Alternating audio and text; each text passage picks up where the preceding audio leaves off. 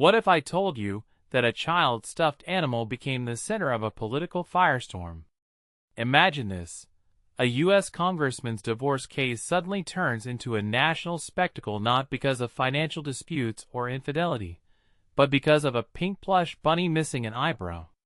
This isn't just a quirky story.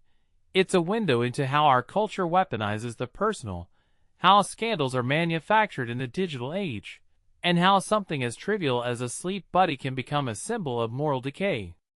Let me break this down. Here's the setup. A Pennsylvania mom, who'd never heard of Representative Max Miller before this, suddenly finds herself thrust into a political drama because her daughter's buddy, a beloved, slightly disheveled stuffed bunny, was allegedly withheld by the congressman during his divorce. To outsiders, this feels absurd. But to the internet, it's gold. Why? Because we've collectively decided that anything about a politician's private life is fair game. And when that thing is a child's toy, it becomes a grotesque metaphor for power dynamics, parental neglect, or even a calculated smear campaign.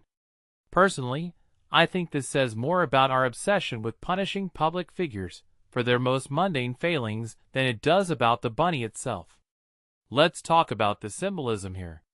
A stuffed animal, once a comforting object for a child, is now a weapon in a political war.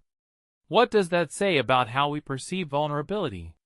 When a child's attachment becomes a political talking point, it's not just about the toy, it's about control. The congressman's alleged refusal to let his ex-wife have Buddy isn't just about a plushie, it's about denying her a piece of her daughter's childhood. And in the eyes of the public, that denial becomes a moral failing.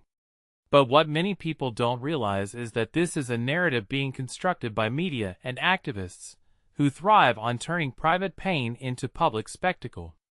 It's not just about the bunny. It's about the story we're told to believe. Now, consider the internet's role. This isn't just a local scandal anymore. It's a viral sensation.